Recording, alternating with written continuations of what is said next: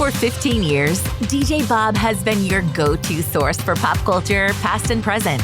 We eat, sleep, and breathe pop culture, just like you. He's interviewed countless fascinating people, from well-known names to everyday heroes. DJ Bob connects with his guests on a personal level, exploring their stories, passions, and challenges. He's not just interviewing, he's building a community of like-minded, inspiring, driven, and talented individuals. Join DJ Bob as he delves into the world of entertainment and the conversations that matter on all levels. This is the DJ Bob Show. Roll it.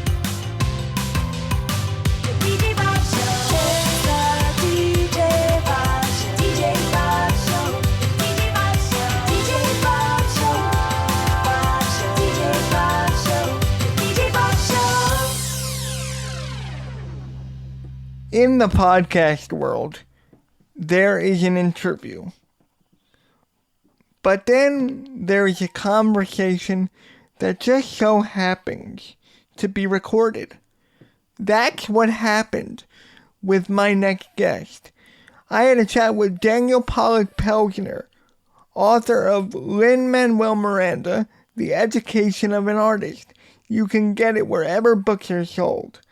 And this book is an insightful biography about the man, the myth, the legend, Lin-Manuel Miranda, but from the perspectives of his collaborators and teachers and the people that shaped his creative endeavors in such a beautiful way.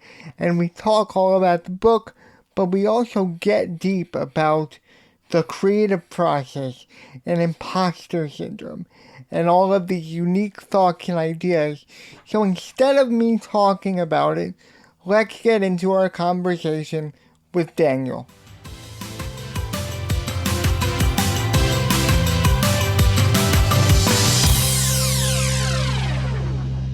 So, I'm so excited to have you here. I want to start it off here. I typically start off these conversations, Daniel, with the question, what is your elevator pitch? Which means if you were to, you were just going in an elevator, you hit the button, and you had the duration of that ride to talk about your career trajectory, how would you take it? Sure. So I'm a theater and English professor and an arts journalist, and I just finished writing my first book, a biography of Lin-Manuel Miranda that's focused on his education as an artist by spotlighting all the teachers who helped him develop his skills. And it's a book that I hope would be resonant for students like mine who want to have lives in the arts and are figuring out how to do it. I love that, and I want to start it off. I mean, you're a professor, but this is like your first foray into writing books. I mean, you've written articles, you've done other things of the like, but writing a book is a daunting and exhilarating task. So what was kind of the start saying, I want to write a book, but do I know how to write a book? You're absolutely right. It was totally daunting for me. I actually never wanted to write a book. I always thought that seemed too scary, like it would be like scaling Mount Everest, and I was just fine writing 2,000 word articles where I'd learn about usually a playwright and get to see the world through their eyes, communicate what I'd come to understand, and then move on. But I guess about 4 years ago, I had an unexpected career transition where I was fired from my teaching position. And folks can Google me if they want to learn more about this story. I learned about abuses at the school. I reported them. They told me to shut up. I didn't, and they fired me. So I had to file a whistleblower lawsuit against the school. And one of my mentors, a Shakespeare professor at Columbia named James Shapiro, called me up and said, okay, Daniel, you had to file the lawsuit, but litigation is going to be hell for the next 3 to 5 years. You need to write a book to take your mind off of document review and depositions. And at the time, I thought, God, the only thing worse than being in a lawsuit would be having to write a book and facing the blank screen every day, trapped by my inability to express what I ought to. But Jim Shapiro had this good idea. He said, nobody cares about Shakespeare anymore. Write a book about this guy, Lin-Manuel Miranda, that you've been following around the world as you've been writing articles about Hamilton for the last decade. And the minute he said it, I thought, yes, that is what I want to do. And I thought Lin-Manuel didn't need any more really praise or blame from me, but I love the way that he always talked about his teachers and that he talked about projects based on what he could learn from his collaborators. And I was really missing my students because I didn't have a classroom anymore. And so I wanted to write a book about Lin-Manuel's education that I hoped could be useful for my students who are trying to find their way. And the minute that was the angle, then the book just opened up for me. And I met with Lin-Manuel, came up with an initial list of his teachers, and that list swelled to ultimately about 150 people that I talked to. And I just spent it in, my mentor was absolutely right. For the next 3 years, it was my joy was to go into this book writing space where first I was interviewing all these folks and getting to learn from them little pieces of the picture that I could sort of fit together into a big puzzle of the story of how Lin-Manuel learned to become an artist.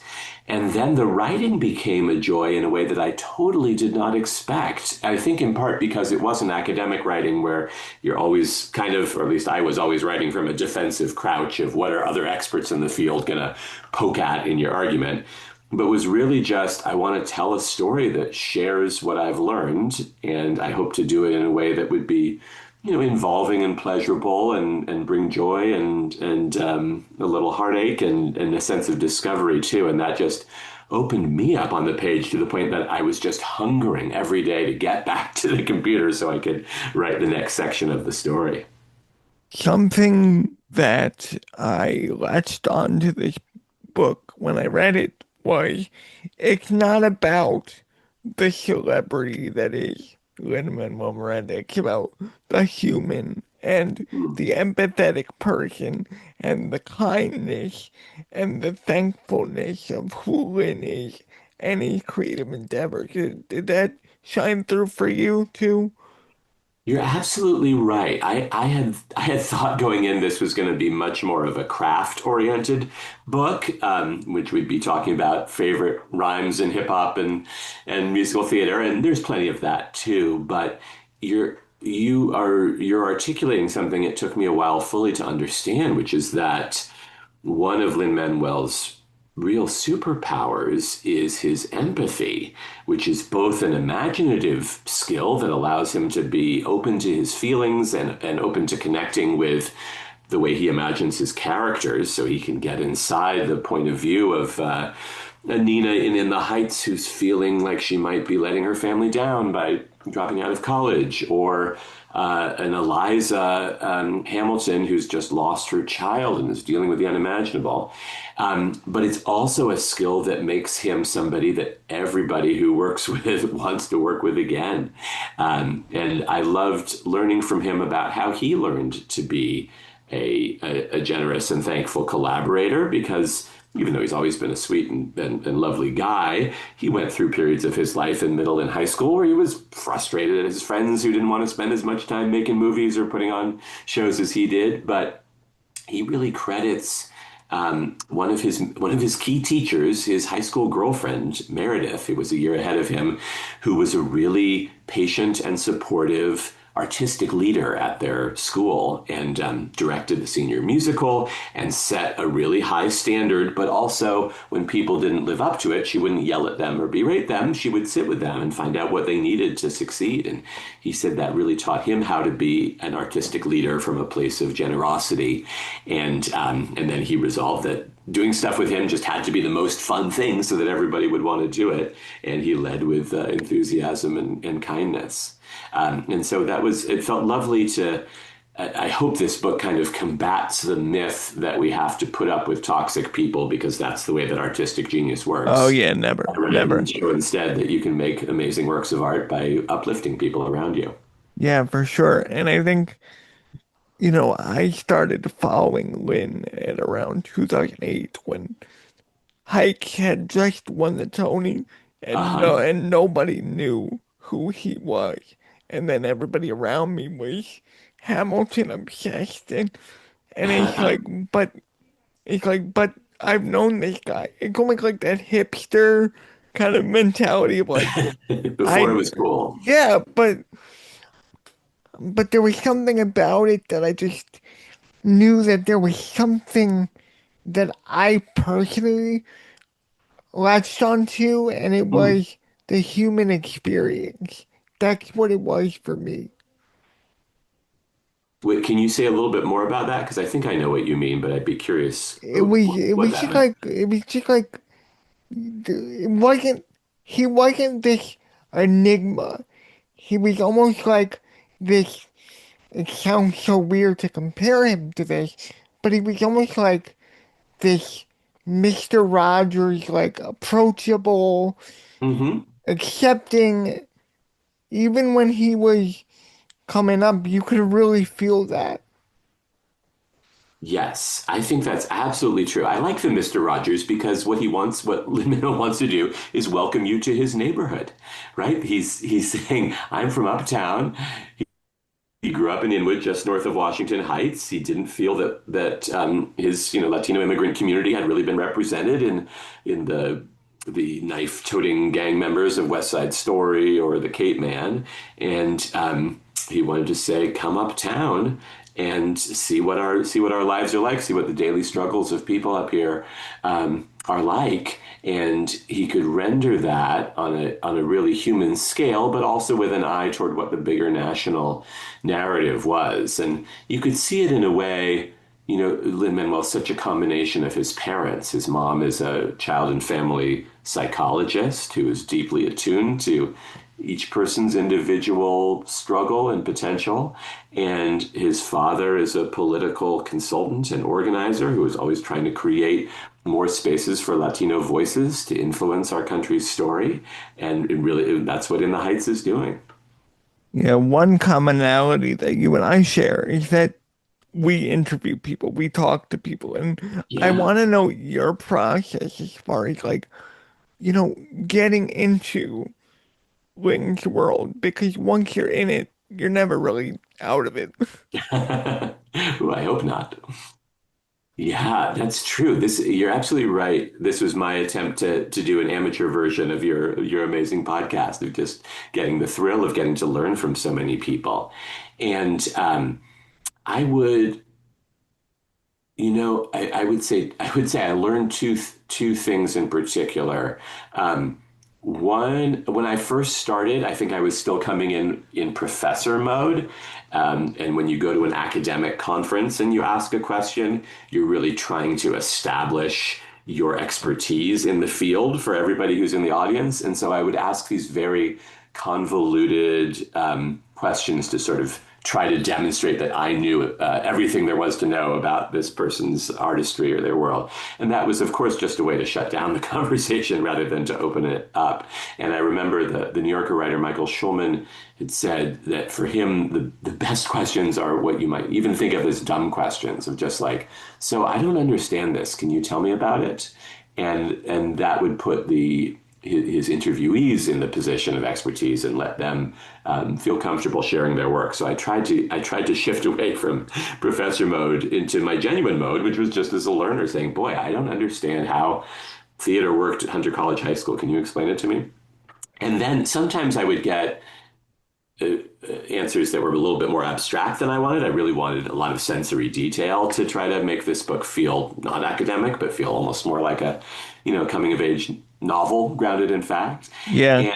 And so I found the question that really opened people up is it as if I said, okay, if I were making a movie about your life in Hamilton, and the movie and the camera started rolling, what would the camera see?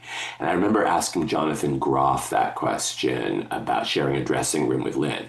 And he blocked into this most wonderful specific mode. He's like, okay, over here is the beaded curtain, and there's the bathroom where we hung up a mask of Christoph over the toilet, and like there's the picture of David Diggs naked over the light switch, and Oh, there's I Lin know all wearing about his that. Hamilton, Yeah. blouse on top and no pants on the bottom, working on Moana. And so I love that people really could become authors of their stories in a way that allowed me to try to piece together this world too. I I love this. And one of the things that I always try to make clear in my work is that we're not having an interview, we're having a conversation. I feel like Hmm. when people hear the term interview, their mood shifts Yeah. like a Yeah. lot. Like they have to put something on or be someone they're not or censor themselves. But when you open it up as a conversation, it helps more. And I feel like you can really feel the conversation within the text. Ooh, I love that. I'm glad that you felt that way too, because that's absolutely what I wanted to get to.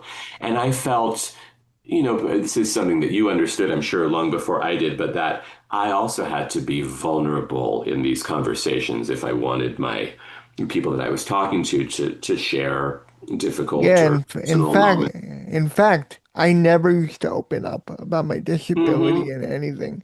And then Mm. once I started to, it was like a portal opened up where I could say whatever to whoever about Mm. whatever. And then they would ask questions, and it would be this beautiful exchange of like, I don't know much about this. What can you tell me? And then, you strike up friendships because now you and I are friends through this experience, and it's great. I love that. That seems like the most wonderful thing that could come out of it. And though I will admit, the mode of writing the book was a little bit different in that respect than the podcast, which I'm so jealous of because you create these wonderful spaces where people do have half an hour or an hour, or whatever, to have this conversation with you that gets memorialized or available to everybody else.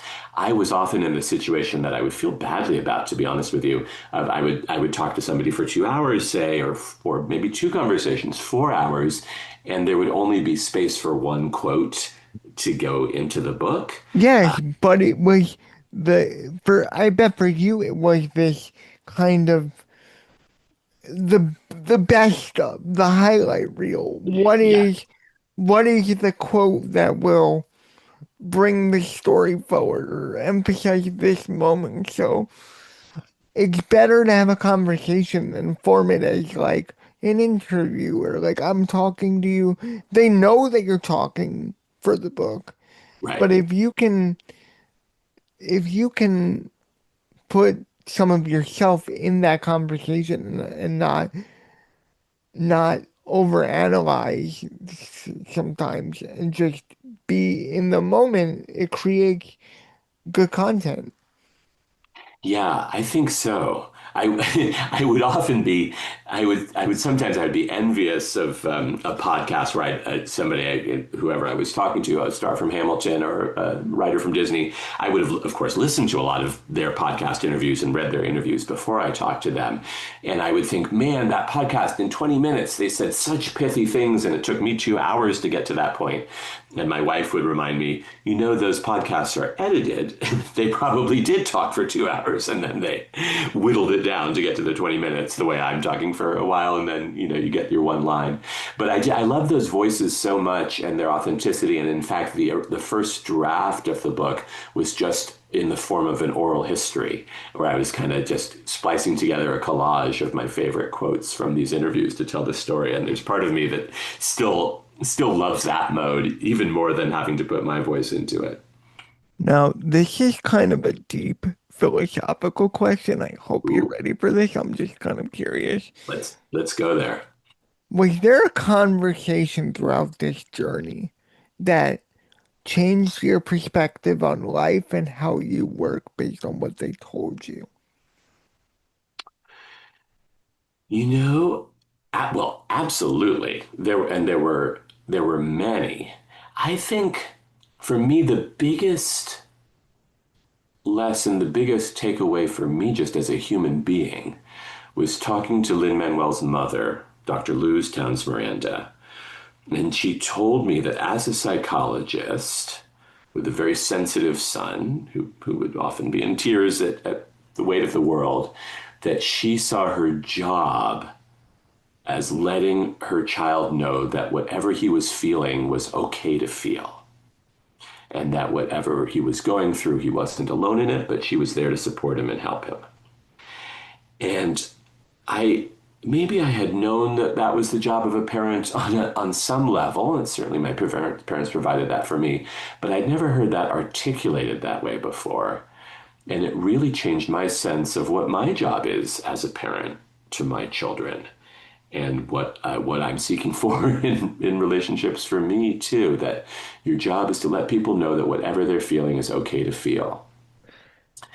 That was a real moment of enlightenment for me.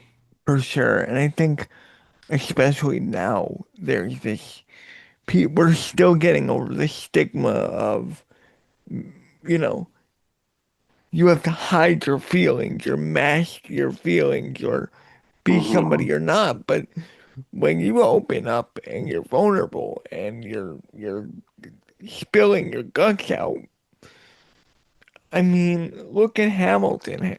Half of that is just Alexander just spilling his guts out to the audience. And the empathy, the level of care, it has to start somewhere. Hmm. Yes. I remember Lynn's high school girlfriend Meredith saying to me, can you imagine if Lin-Manuel was just 10% more inhibited, how much less art he would create? And I thought, what an amazing thing that his parents gave him, that he would feel that that comfortable being that open with people. And I don't know if this will resonate with you the way it just startled me. He and I were talking about what his next project was going to be, and he'll say it when he's ready. But he told me he was working on a film version of a musical, and I was like, oh, I wonder what musical. I thought, is it Spring Awakening, show I love? That's like contemporary pop rock musical about puberty, which are both Yeah. key Manuel subjects. And he said, no, he said Spring Awakening was never a show that he particularly connected with because he didn't understand why these kids who were confused about sex didn't just ask their parents about it.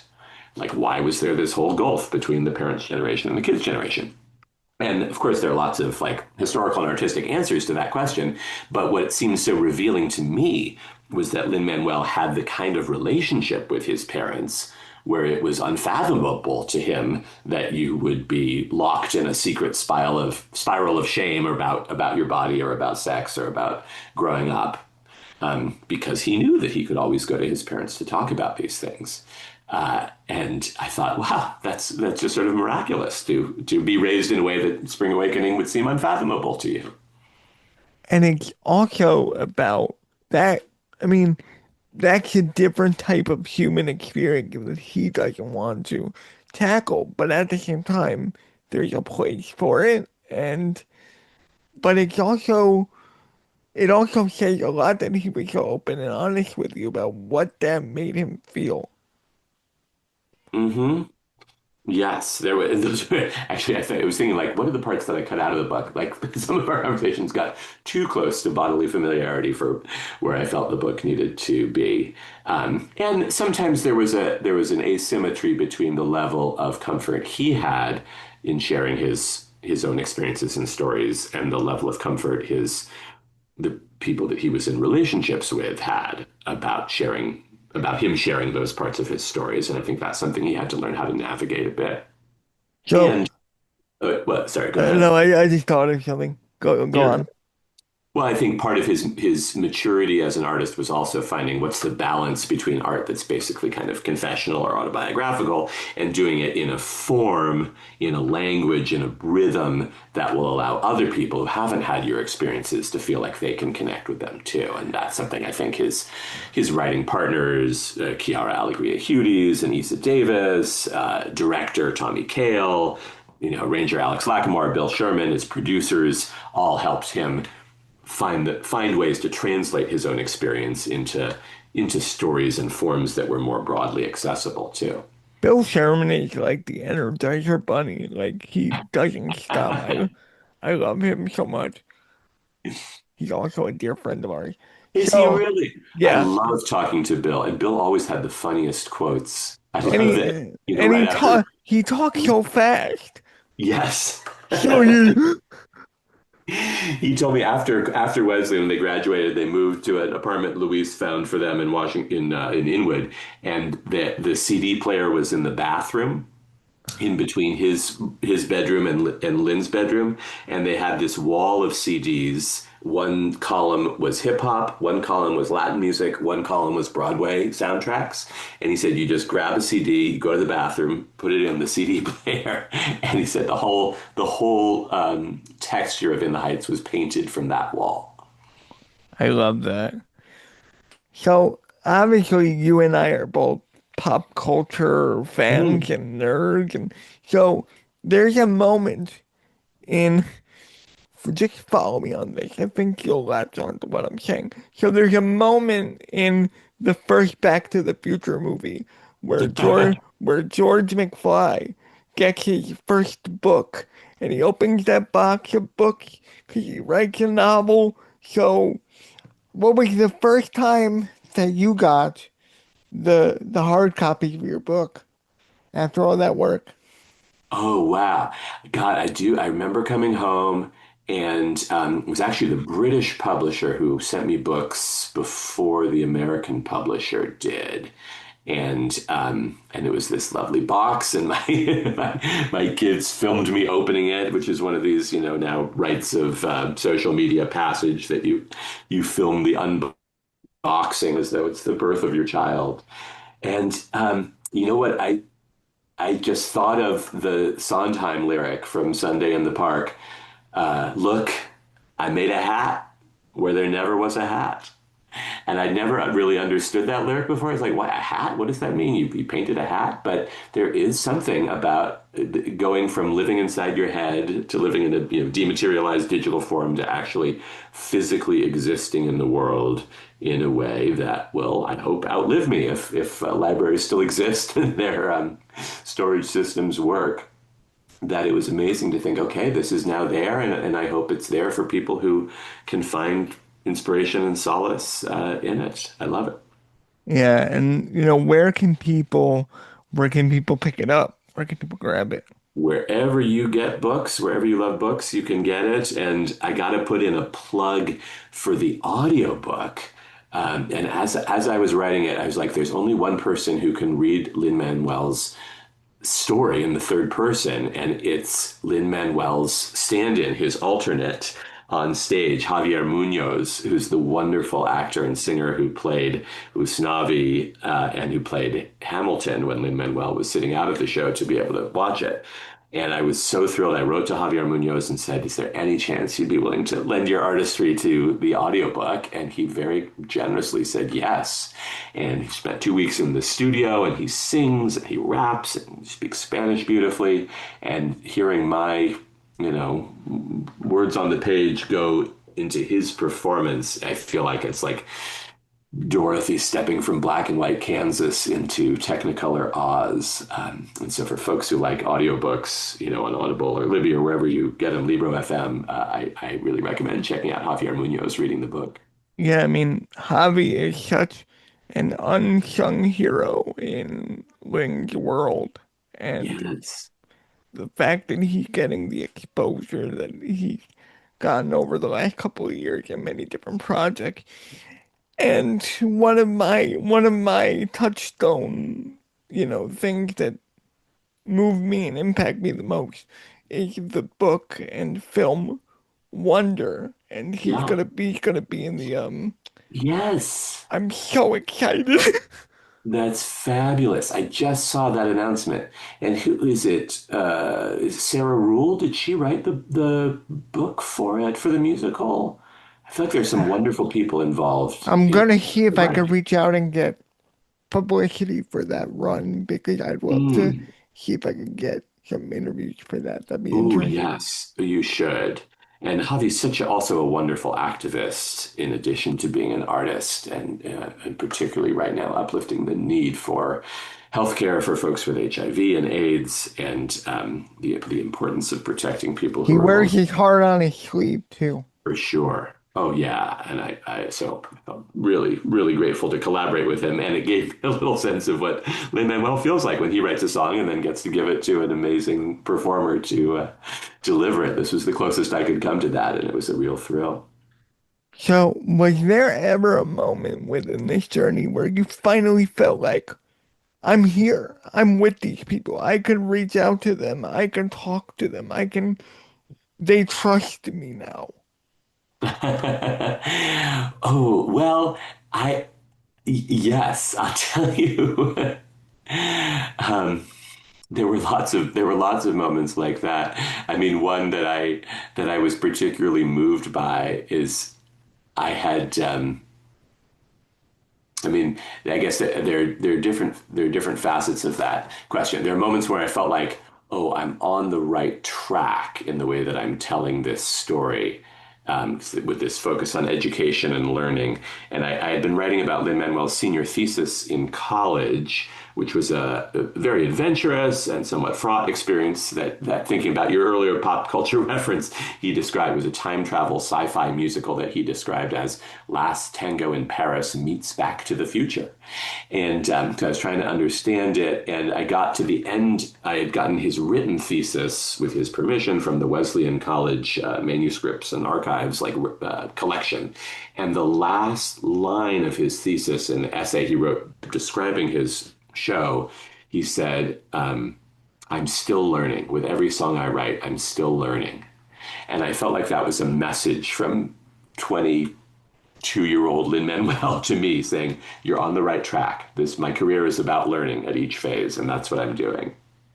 And and then there's the story that opens the book about his first piano recital, where he 6 or 7 years old, and he gets on the bench, doesn't know what's going to happen. He plays his little song, people start applauding, and he looks up and said, "Oh, I know another one." And he plays another song, and they clap again. He says, "I know another one." Plays a third one, and after the fourth one, his teacher yanks him off the bench. And for me, it was really important to make these connections between the child and the grown up artist. And I was watching the recording of the first Hamilton presentation at Lincoln Center in 2012 for their American Songbook series, and they do maybe 11 or so numbers from the show that's going to become Hamilton the musical, and there's rapturous applause at the end. And Lin-Manuel looks up at the audience as a 32-year-old at this applause, and he says, "We know another one," and he does an encore. And I was Oh like, my, "Oh my he brought it God, right back. I love it. the 6-year-old." And I was like, God, does anybody else hear it that way? And I found out that Lynn's sister, Sita, said to him that night, she said, it was just like your first piano recital where you said, I know another one, and then did four more songs. So I love those moments that made me feel like I was on the right track. And then I was quite touched when Lynn was working on his latest project that became the album Warriors, which I think is just extraordinary. He texted me as he was writing it that he was going to use a melody from his college thesis show on borrowed time. And I love that he knew that I knew that show and cared about it and would be excited to know that there was a little musical hat tip to that earlier moment. And it's a fabulous moment to hear it in the Warriors album. And there's also a little bass line from his first high school musical too. So I loved getting to know his world well enough that I could recognize those moments that were coming back. So there's one educator, one teacher in this book that I want to highlight, and that is Barbara Ames. Oh, yes. Can you tell me your experience with her, what you learned, and what you learned? Because those formative years, especially, are so valuable to a young creative. So, what was that experience like for you, hearing from her, and you know?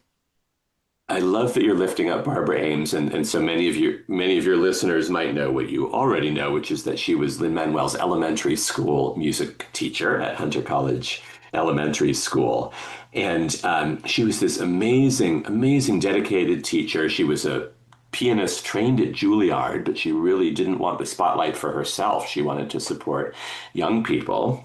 And she started at a majority black school in Brooklyn, putting on productions of West Side Story and Fiddler on the Roof, then came to this magnet school on the Upper East Side and felt like these elementary schoolers weren't getting a chance to use their full potential. And so she created the tradition of the sixth grade play, where for the spring of students' sixth grade year, they spend the huge majority of their time putting on a full production of a Broadway musical. Fiddler on the Roof, West Side Story, one year Bye Bye Birdie, one year Oklahoma.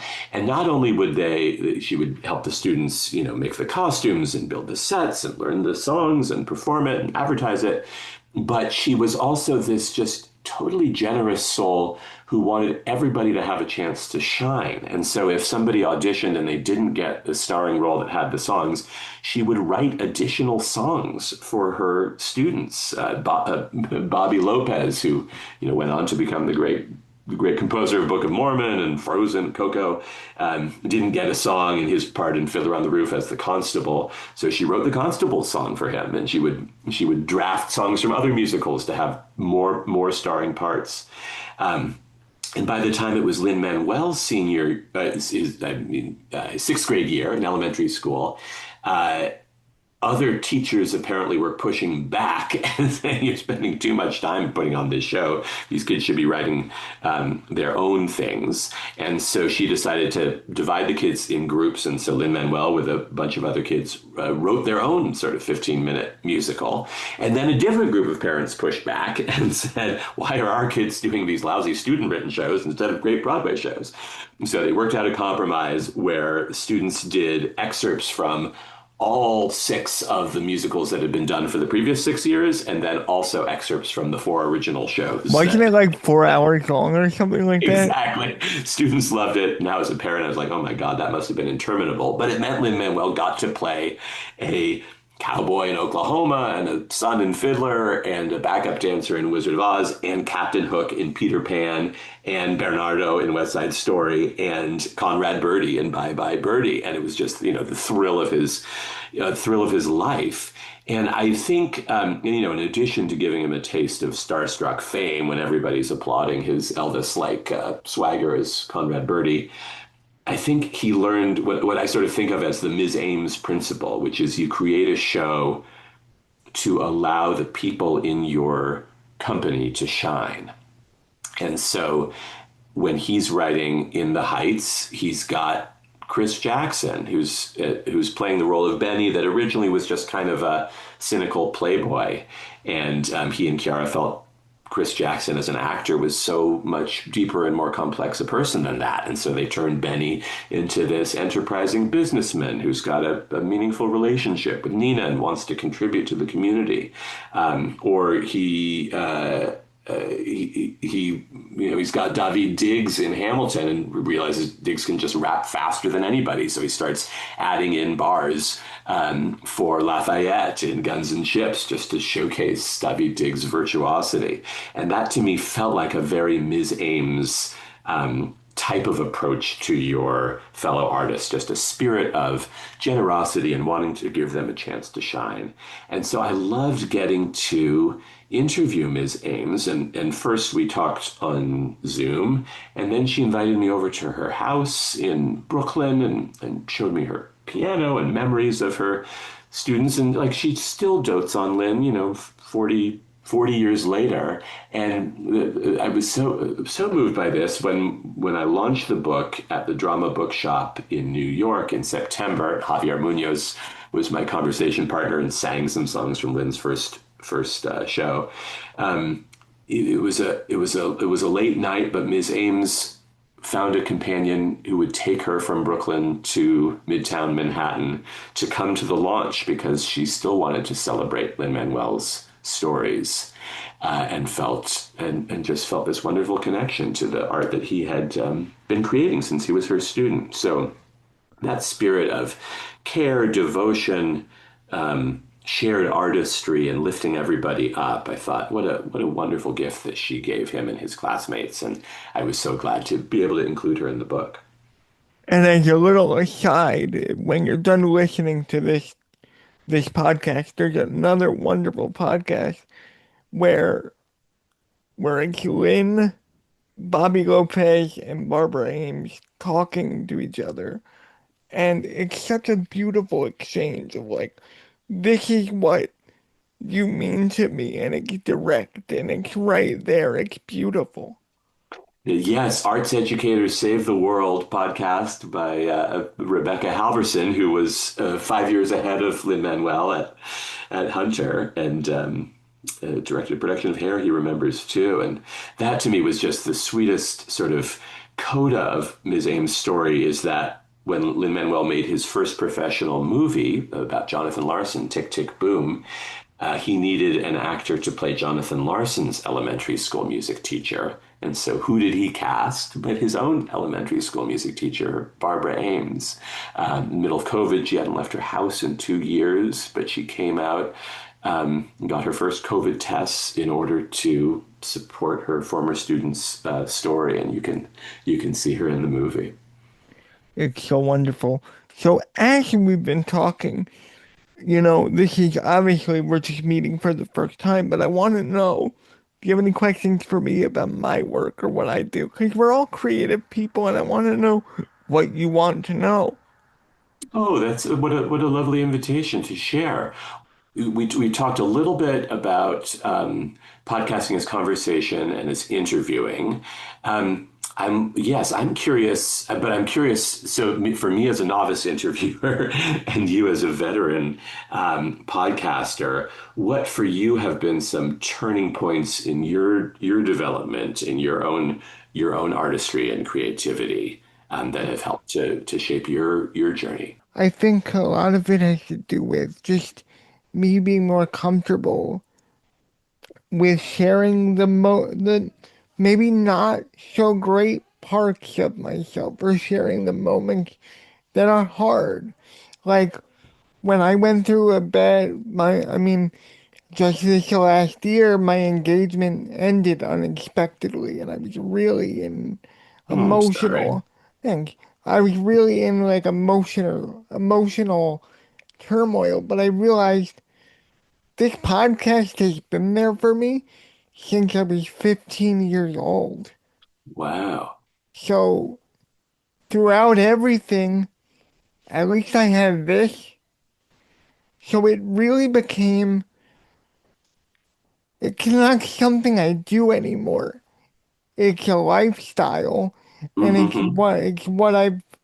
what I'm meant to do, because when I was a kid, I couldn't really play outside that much because of my physical disability. But Mm-hmm. I was glued to the TV, glued to the radio, glued to whatever pop culture was going on at the time, and I really soaked everything in. So when people tell me, they go, "Oh, I remember this movie, I remember this show," it's almost like, do you really? Because I absorbed it so much more than the average viewer or listener would, because I had no other choice. Mm-hmm. Mm-hmm. Well, what do you think gave you the courage to be vulnerable in this public format? I think once the conversation started and about, people started realizing that I was a little different and my speech was a little different, and they started asking questions, and I thought, wait, this is okay to talk about? Mm. Like, it's not because I was embarrassed by it in any way. I didn't know that you could. Mm-hmm. I didn't like people want to hear this. Mm-hmm. So then when I realized that, the conversations really started opening up, and I got to thank these creatives and these people for contributing to work that I genuinely love. And when I heard you on the Hamilcast and I read the book, I knew we were going to get along so well because there's such a common thread between what we're doing here. Well, I love that you perceive that. Can I ask you one more question about that Of course. relationship? So something I've been struggling with or wondering about is like you create the work and you've gotten to have these really meaningful connections with the people that you've talked to. And then you're putting it out, through various platforms, and there are all these metrics that you can look at to gauge, right? Like how many people listen to it, or has it been picked up or cited by other folks? Do you get feedback from listeners? And you create it yourself. Like, how for you do you think about the success of what you've done? Or what for you is either the response or the reception of that you're hoping to receive for what you put into the world? I'll say this. When I was 6 years old, I went to a school for kids just with disabilities. Mm-hmm. And a lot of them were nonverbal, a lot of them couldn't speak, a lot of them couldn't feed themselves, couldn't do anything for themselves. So knowing that I was in that school, and then I went to public school, and then I went through that, and I graduated high school. I literally got up out of my wheelchair and walked up across the stage at graduation because I wanted to prove a point Mm-hmm. that you can do anything. So when I get an email now from someone that says, your show got me out of my depression and Mm. brought me to a simpler time where everything is where I'm happy and I feel good about myself. I don't care about the numbers anymore. Mm-hmm. It's about what I brought up earlier, the human experience. Now, Mm-hmm. now you and I are connected through this journey, and we're going to stay in touch because of what we've all created here. I love that. That seems to me so much more valuable and meaningful than I bring it up just because I've often have relatives who are like, so what are the sales? And I have to honestly admit, I don't know. And I guess those things do matter in part for one's ability to continue doing the work. But for me, it seems absolutely both what you're saying that if the work can give sustenance to anybody, that's the best thing. And if it can allow us as people who want to make things to feel like we've taken a risk and learned something from it that will inform the next thing we do, that seems like a gift too. Throughout the making of this book, and I act this self-indulgently because I deal with this a lot, but Yeah. throughout this journey, do you ever feel like do you ever have any bouts of like imposter syndrome? Oh, every day. Every day. Are you kidding? For sure. That's the first thing I think of when I get a contract to write something is I just immediately come up with a list of 15 people who could do it better than I could. And I think, how can I possibly write this book? God, I don't, there's so many hip hop songs I don't know. Do I know the difference between bachata and merengue? Am I going to be able to, represent the Spanish accurately? Like I wasn't there for these moments. How could I possibly know what's going on in them? So at every moment, I'm conscious of that. And then I think, well, I'm not precluding anybody else from writing this story or telling it in a way that they would like to tell it. I hope. I'm just trying to learn as much as I can and share what I've learned. And then try to be open to what I've gotten wrong by sending it out to lots of people who know more than I do in lots of different areas, and trying to keep a sense of growth and humility when Lin-Manuel tells me that I missed an obvious reference to Bucktown from a hip hop song, or when I've gotten a Spanish word wrong, or when I've forgotten the location of a New York City street, or when I've missed a bigger political context, to instead of berating myself, just to be grateful for learning and share what I can and sort of try to keep that learner mindset for me is the antidote to it. Oh, but absolutely, I felt that Because all the time. I feel like as confident as I am, and as I'm telling you these stories, it's like Hmm. imposter syndrome is my worst enemy. Hmm.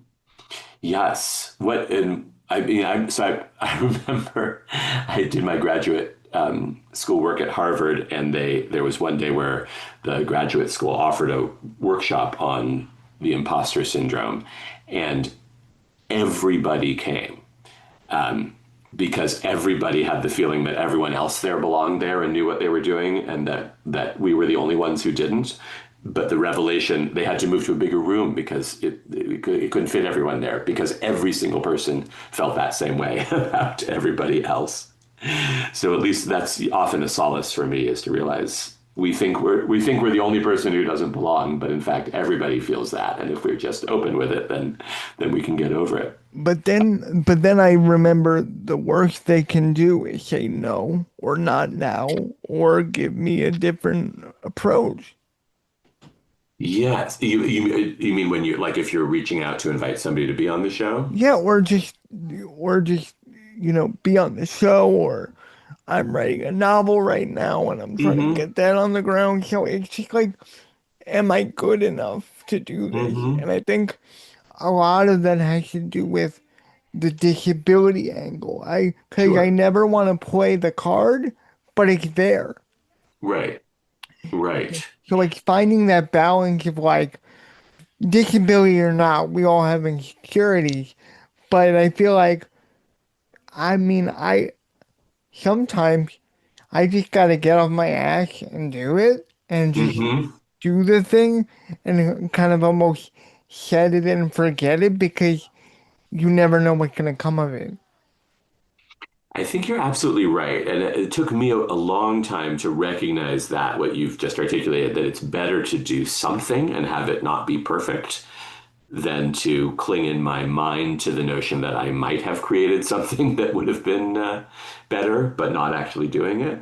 I don't know if that makes sense, but I spent agonizing hours, particularly in college, being like, I have to write this paper, but what I write isn't going to be great, so I'm not going to write anything so that something bad doesn't come into existence. And it was my dad who would always tell me, he's like, not perfect Thursday. That was his motto for me. It's like, doesn't matter if it's perfect.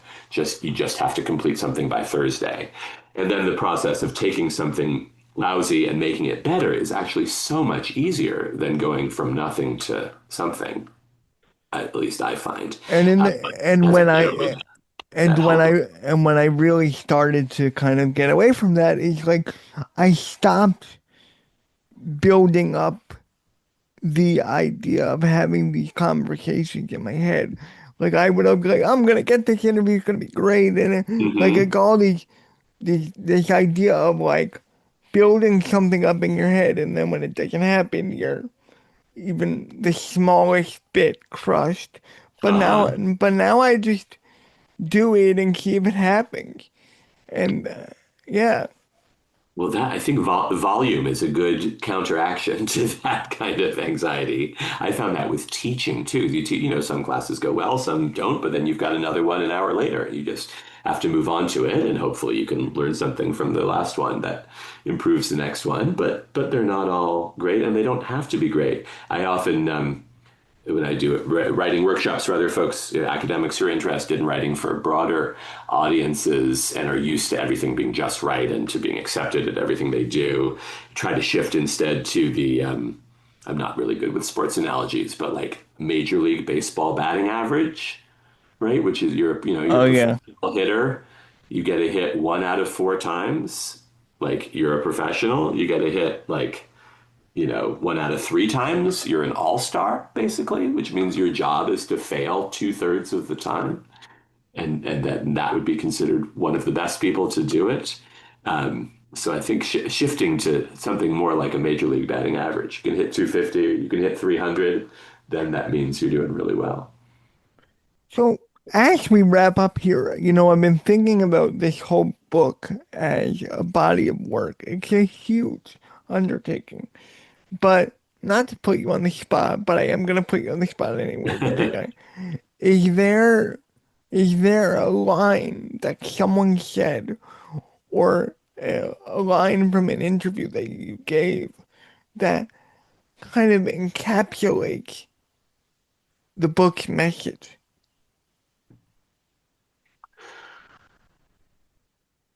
Well, I'm trying to think of the one. I mean, the one that I wanted to quote at the beginning of the book in the prologue came from one of Lin-Manuel's close collaborators, Owen Panettiere, they were both in Jesus Christ Superstar in college, and then they started working together. And now Owen's the vice president of Lin-Manuel's development company. And Owen said to me about Lin-Manuel, he said, it's a bit of a disservice to say, oh, he's just brilliant, or oh, he has this gift. Maybe there's some truth to that. But I don't believe that's the key to his success over decades. If you really want to create art that's lasting, there's work and there's sacrifice, and there's also a commitment to openness and learning. He works really hard and he continues to learn. And that, more than anything, is what helps. That for me kind of became the guiding principle of the book, and the epigraph I chose for the book was actually something that was inscribed on a dinner platter that my wife and I were given for our wedding from a Jewish learning tradition that says, "Who is wise? The one who learns from everyone." And that for me is the argument of the book, and that's both what Lin-Manuel demonstrates, but it's also what I feel like I got the privilege of trying to explore in interviewing so many people, and I think Bob is something that we share in your generous quest to learn from so many people and give them a platform as well, is to be the one who learns from everyone. I love that so much. So, when you think of this book as a whole, how does it make you feel? You as a person, not the reader, not the public praise, but you, knowing that you did it. Well, honestly, what I feel most of all is gratitude. Like, so many people were so generous in letting me tell this story and were willing to talk to me to share their memories, and were willing to read drafts to give me feedback, and were willing to go into their parents' basements to find the VHS tape from a 1990, six high school production, and were willing to dig up photographs, and were willing to copy edit, and were willing to share the book with their friends. I know, writing a book seems like a sort of solitary endeavor, and there's one author's name that goes on the cover. But for me, the great joy of It's this is collaborative. exactly. And so I feel very moved that people would be willing to share their time and their stories with me, and I feel grateful to be a conduit for sharing them. So, when I have these conversations, as beautiful and as great as this conversation has been, I don't intend to have an impact on the person on the other end. But Oh, if I could ask, what have you taken away from our time together today? mm. Well, just talking with you, Bob, I feel you reminded me you reminded me of something that has been sort of percolating in my mind as I've been doing various book events, and I often worry about, like, do I have a good anecdote, or do I have a punchline, or am I going to be able to come up with an example for somebody who wants me to talk about a particular song, or will I know a particular pop culture reference? And I get sort of hung up on those things. But you're reminding me that what just feels most valuable, most meaningful, most sustaining is a human connection with another person who's willing to be present and vulnerable and good humored with you.